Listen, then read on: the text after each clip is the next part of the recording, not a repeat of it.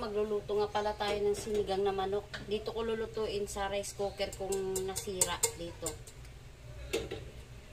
Tapos, ito yung mga sahog niya. Ito yung ihahalo ko. Ayan. Okra at saka sigarilyas. Hindi kasi ako naghahalo ng talong sa sinigang. Ayaw naman nila kainin.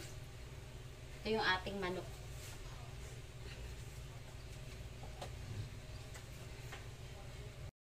Simulan na natin yung ating pagluluto.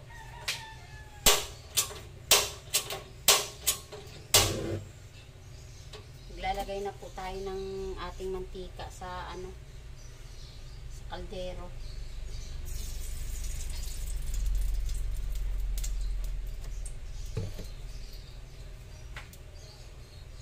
Kainitin lang natin ng konti.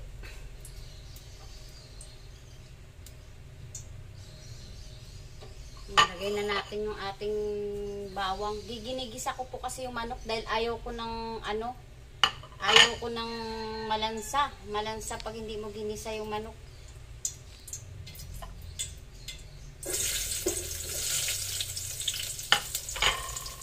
Lagay na natin yung bawang.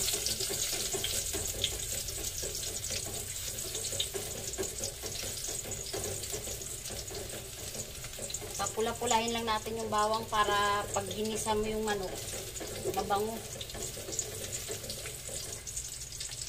Mula-mula na. Sunod na natin yung sibuyas.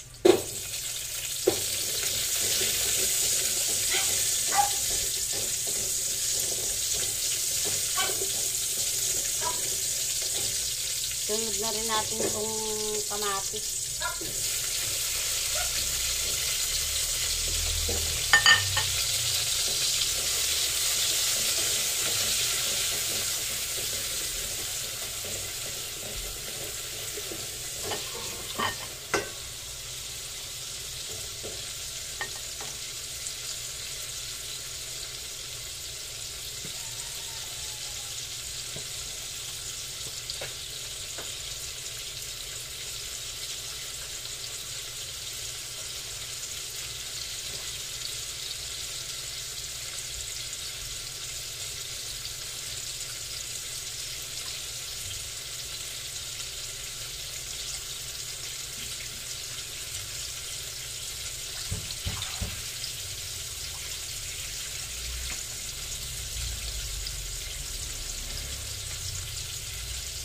Sunod na rin natin itong ating manok.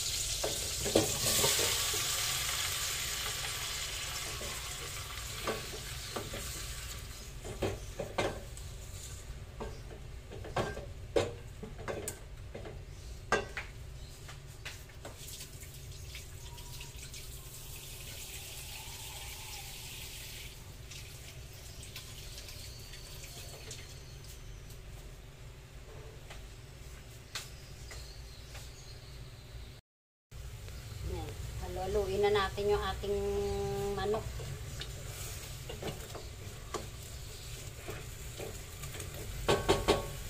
Yan siya.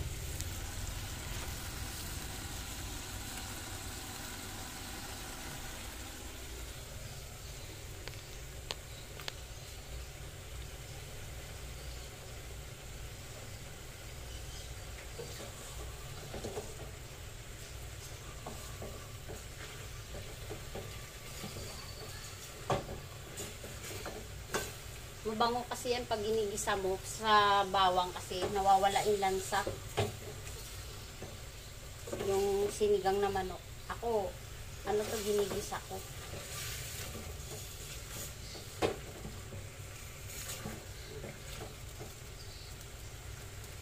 Tapos lagyan natin ng tubig.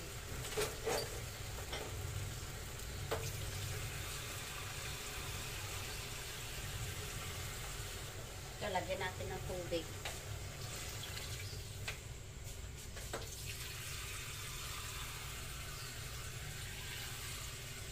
Dalawang ganto lang muna. Pwede naman tayo magdagdag pag kulang. Ito pala yung aking kangkong. Ayan. Yung kangkong. Binabad ko sa sa may asin. yung kangkong natin kasi syempre hindi natin alam kung saan galing yan. Kaya kailangan ibababad natin sa asin yan. Para lumabas yung mga kung anong nakakapit sa kangkong.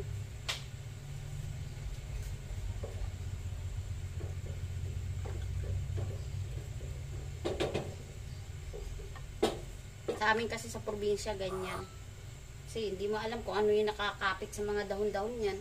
Kaya kailangan talaga anuan mo ng asin. Para lumabas. Nga pala, isasabay ko na rin sa pagluto yung ating pritong galunggong.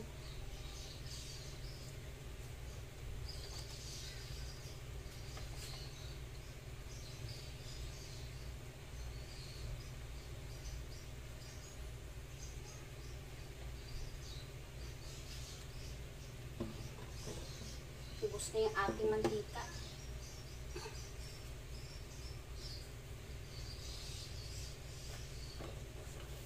Kumukulo na yung ating sinigang. Sasabay ko yung pritong galunggong. Ayan. Sarap kasi sa sinigang pag may isda.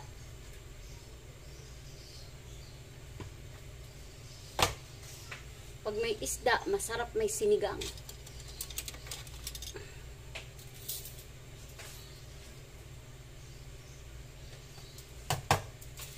Maliliit na galunggong ito, 100 lang kuha ko, 1 kilo. Ayan, doon sa suki ko.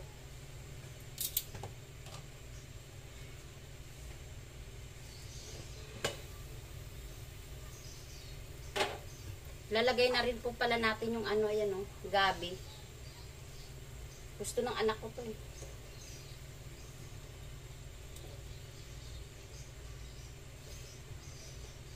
Naglalagay rin ako ng ano nito, ng gabi sa sinigang na manok. Akala ng ano, sa baboy lang yan. Hindi ah, kahit saan naman ng gabi na yan, pwede basta sinigang.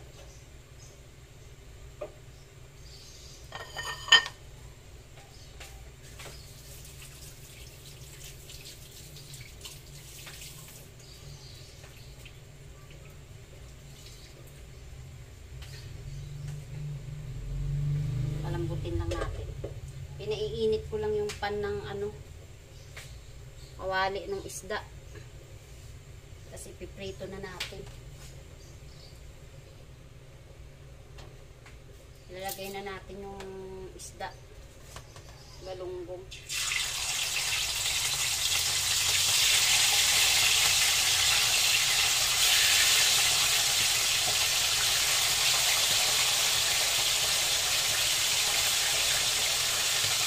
Problema lang dito sa galunggong, ang aaway.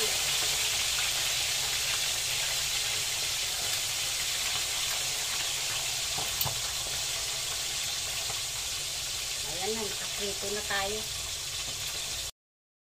So, lagay na natin itong ano, sigarilyas at saka yung okra.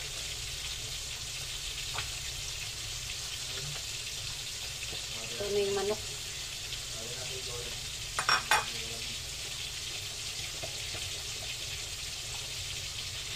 Lagay na rin natin itong ano, sili.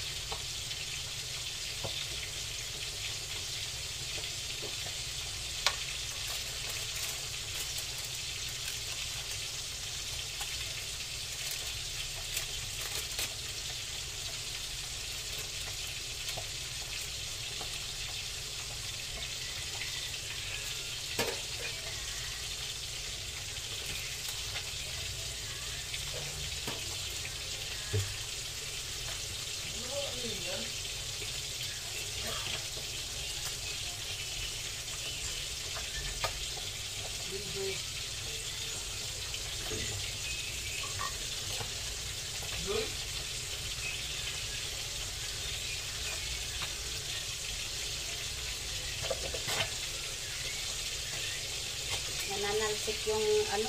Pero tita pala, pag halimbawa ni Bella, kumain ng 4 na beses sa isang araw, kailangan maano na natin agad ito ha. Hindi naman ito kumatae, no? Hindi. Puso ngayon daw para dehydrate. Eh, pinatutubig ko yan. Kaya kayo na ano mga bata, dehydrate. Tubig ng tubig yan si Jella. Lagyan na natin yung kangkong. Nananapak yung ano, umapaw. Malit kasi yung kaldero ko. Ano ako nga sa FJ, tanong mo kung gusto yung sinigang na manok. Ha?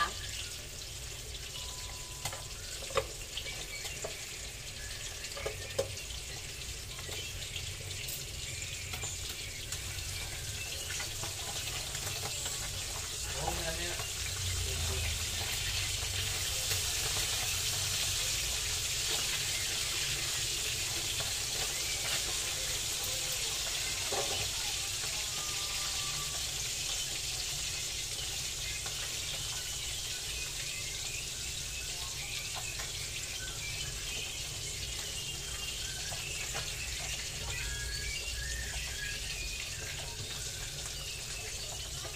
Ano yung kuha niya eh.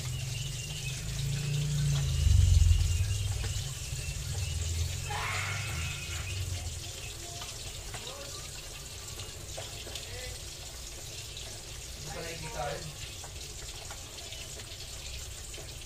Ba't daw? Ano daw dahilan? Ay, oo, wait lang. Gisingin ko lang, Lot. Wait lang, Lot, ha? Ha? Gisingin ko lang.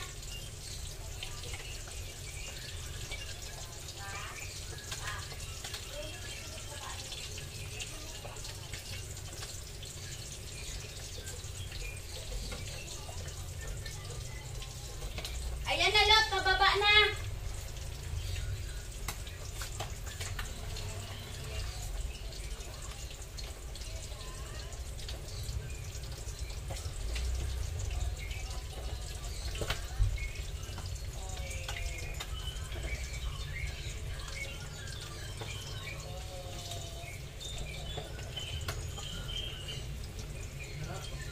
Kuha ka ng kuha eh. Kuha ka ng kuha eh. Ay, puta ka.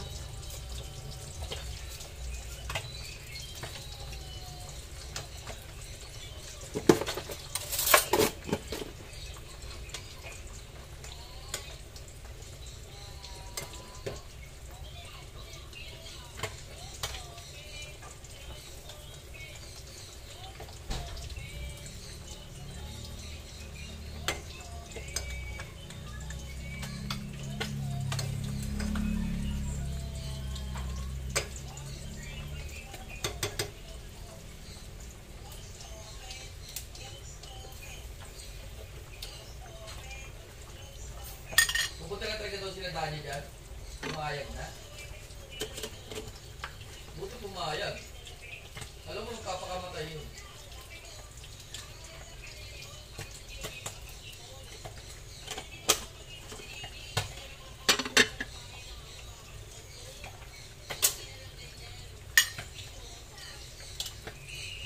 Hindi pumayag naman ba? Hindi pumayag naman ba? Ha? Kalahati lang.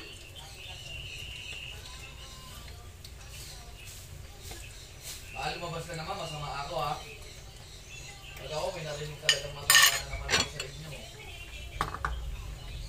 Ito na yung ating finished product ng ating nilutong sinigang na manok. Hindi ko nga mahawakan yung bata eh. Kasi At saka yung galunggong. Bye! Ayan yung labahan ko ngayon. Ito tapos na to. Ito hindi pa. Sasalang ko pa lang. Ito naman yung ano, ayan. Nagwa-washing pa ako. Malaki. Ito naman si Scorpio 08. Nagtatagay ng ice cream. Scorpio 08. Ano yan? Ice cream yan. Nagtatagay ka na naman ah. Pampadagdag ng diabetes. Ayan yung aking ano. Ayan pa yung nabanlawan ko. Ayan. Dito ako naglaba ngayon sa, ano sa lababo. Kasi ano malit kasi CR namin. Di magkasya yung washing machine. Kaya dito muna ako naglaba. Ayan Di magkasya